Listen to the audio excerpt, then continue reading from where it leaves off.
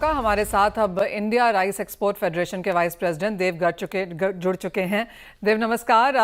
सबसे पहले बासमती वॉल्यूम्स यहाँ पर काफ़ी बेहतर होती हुई नजर आई हैं, लेकिन अगर प्राइसेस की बात की जाए तो पिछले महीने या पिछले साल के मुकाबले भी यहाँ पर काफ़ी स्ट्रॉन्ग डिक्लाइन देखने को मिला है, 23% तक की गिरावट। और रिपोर्ट्स ये सजेस्ट करती हैं कि बासमती एक्सपोर्ट का प्राइस यहाँ पर शायद 17 साल के लोज पर है। कैसे देखते हैं आप ये नंबर्स? अगर हम नमस्कार जी, पहले अगर हम प्राइस की बात करें तो जैसे हमने आपके चैनल पे कंसिस्टेंटली कहा है कि इंडिया के अंदर इस दफा काफी सरप्लस स्टॉक की पोजीशन है। बोथ बासमती और नॉन बासमती राइस के हमारे पास एडिक्वेट स्टॉक है, जिसकी वजह से पूरी मार्केट के ऊपर एक डिफेशनरी प्रेशर है। अगर हम इंटरनेशनल मार्केट की भी बात करें तो पिछले 6 महीने के अंदर हमने रेट्स के अंदर 10 से 15% रेट में गिरावट महसूस करी है। तो जैसे हम ये देखते हैं कि जब नॉन बासमती राइस के ऊपर प्राइस प्रेशर आता है। हम्म 6 महीने में 10% तक की गिरावट यहाँ पर देखने को मिली है बासमती के प्राइसेस में, और जिस तरह की रिपोर्ट सजेशंस हैं पिछले एक साल में करीबन 23% तक की गिरावट रही है। आप जैसे कह रहे थे कि देव की बहुत ज़्यादा इस बार हमने सरप्लस बनता हुआ देखा है और ये प्राइस डिक्लाइन शायद आता हुआ नजर आ भी रहा था, लेकिन क्या इसकी वजह से अंतर्राष्ट्रीय बाजारों में हम कॉम्पिटिटिव हैं? आज की डेट में अगर हम इंडिया के रेट्स कंपेयर करें तो बासमती राइस के अंदर हमारे रेट और पाकिस्तान के रेट कंपेरेबल हैं। बट पाकिस्तान की करेंसी हमारे से काफी वीक होने की वजह से उनका एक एक्सपोर्ट के अंदर कॉम्पिटिटिव एज है। बट इंडिया की जो एक्सपोर्ट क्वालिटी है वो पाकिस्तान से काफी बेहतर है। इस वजह से India has a competitive edge in basmati rice over Pakistan. अगर हम नॉन बासमती राइस की बात करें तो नॉन बासमती राइस के अंदर इंडिया का जो सबसे क्लोजेस्ट कॉम्पिटिटर है वो है थाईलैंड और वियतनाम।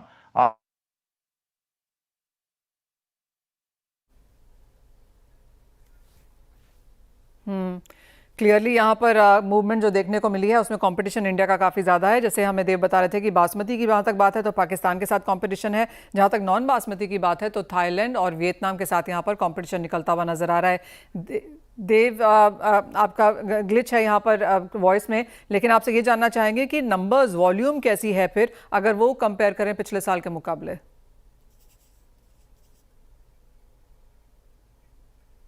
नहीं, देव से यहाँ पर फिर संपर्क करने की कोशिश करेंगे। तब तक एग्रीकल्चर कमोडिटीज का एक सेंस यहाँ पर अजय के साथ लेते हैं। अजय, आप कैसे देखते हैं ओवरऑल, और अगर चावल पर आपकी नजर है तो?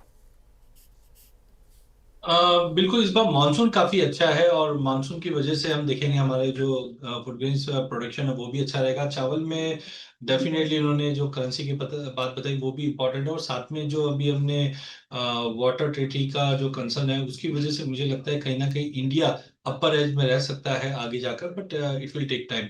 वहीं अगर हम डोमेस्टिक मार्केट में इस वक्त बात करें, मसालों में सबसे अच्छी हल्दी दिखाई देती है मुझे। जिस दिन से हमने हल्दी में रिसेंटली एक अच्छा खासा पुल बैक देखा है, डिस्पाइट के एरिया अंडर कल्टीवेशन इस बार बढ़ता हुआ दिखाई दे रहा है। आज थोड़ी बहुत गिरावट जरूर है, बट फंडामेंटल बहुत मजबूत दिखाई दे रहे हैं बैलेंस शीट को लेकर। तो यहाँ पे मुझे लगता है 14,400 14,500 के करीब लेके चलना चाहिए। 14,100 का स्टॉप लॉस लगाइए, 15,000 का टारगेट रहेगा। वहीं जीरे के अंदर इस बार सप्लाई काफी अच्छी होने की वजह से बार बार प्राइजेस में दबाव भी आ रहा है। प्राइजेस ने 20,000 के नीचे कंसिस्टेंटली होल्ड कर रहे हैं, बट एग्रेसिव सेलिंग नहीं आती हुई दिखाई दे रही है। 19,500 से 20,200 का एक ब्रॉडर रेंज रहेगा। अगला महीना चाइना से कैसी क्रॉप रहेगी ये काफी इंपॉर्टेंट रहने वाला है, बट एज ऑफ नाउ मुझे लगता है कि जीरे के अंदर भी 20,000 के करीब बिकवाली बढ़ सकती है। 20,200 250 का स्टॉप लॉस रहेगा, 19,700 तक का टारगेट रहेगा। लास्ट अगर हम धनिया की अगर बात करते हैं तो धनिया भी 7,000 के ऊपर अच्छे से होल्ड करता हुआ दिखाई दे रहा है। तो 7,000 के करीब लेके चलिए, 7,150 का टारगेट रहेगा धनिया के अंदर भी। तीनों ही मसाले के अंदर सबसे टॉप मुझे लगता है कि हल्दी, देन धनिया एंड लास्ट जीरा दिखाई देता है। हम्म तो वेल, ये राय ऑफ कोर्स स्पाइसेस में आती हुई नजर आई है, लेकिन देव हमारे साथ फिर जुड़े हैं। देव, आपकी क्या सेंस है अब वॉल्यूम्स को लेकर? पिछले साल के कंपैरिजन में चावल के वॉल्यूम बेहतर देखने को मिले हैं। देखिए, अगर हम वॉल्यूम की बात करें तो अभी तक हमारा जो एक्सपोर्ट 2 मिलियन 1.5 से 2 मिलियन टन पर मंथ का था वो घट के 4 से 5 लाख टन पर मंथ के ऊपर आ गया है। पर क्योंकि अब सरकार के अंदर कई सारे इनिशिएटिव लिए जा रहे हैं, अगर हम पिछले मंथ की बात करें तो एक high level inter ministerial meeting held करी गई, जिसके अंदर ये डिसाइड करा गया कि क्या क्या इनिशिएटिव लिए जाएंगे चावल के निर्यात को बढ़ाने के लिए। जिसमें से एक इनिशिएटिव ये हुआ कि जो एपीएमसी लाइसेंस फीस हम पे करते हैं चावल के एक्सपोर्ट के ऊपर, उसको 10 पैसे पर मेट्रिक टन से बढ़ा के 30 या 40 पैसे पर मेट्रिक टन पे करा जाएगा, जो पैसा इनोवेशन और पोर्ट इंफ्रास्ट्रक्चर को डेवलपमेंट की तरफ जाएगा। और भी कई तरीके के इनिशिएटिव लिए गए, जैसे भारत इंटरनेशनल राइस कॉन्फ्रेंस बीआईआरसी का लॉन्च अनाउंस करा गया, जो Indian rice exporter federation in collaboration with ministry of commerce October and के अंदर ऑर्गेनाइज कर रही है।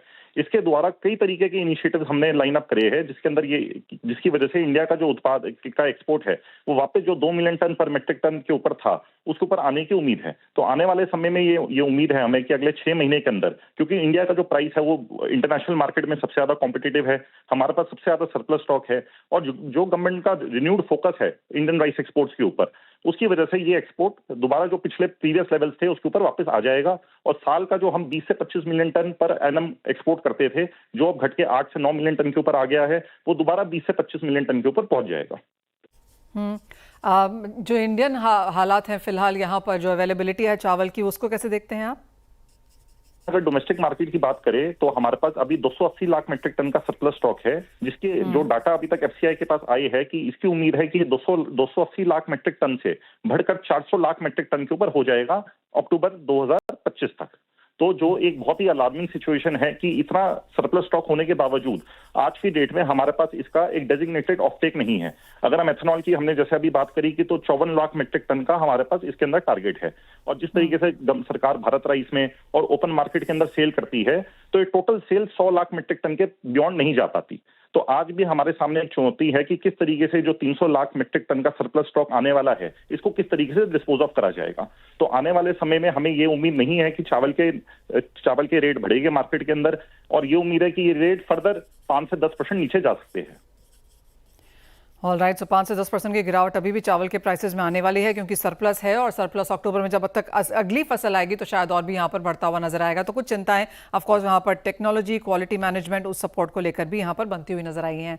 बहुत शुक्रिया देव साथ जुड़ने के लिए और उन तमाम चीज़ों के बारे में बात भी करने के लिए। वेल, इसी के साथ अजय आपसे भी इजाज़त लेना चाहेंगे और फिर से आपको विश करते हैं आपका बर्थडे, और आशा यही करते हैं कि आपका आने वाला साल बहुत बेहतरीन जाए। इसी के साथ मुझे भी दीजिए इजाज़त। जब लौटेंगे तो बात करेंगे यहाँ पर एक्टिविटीज़ पर।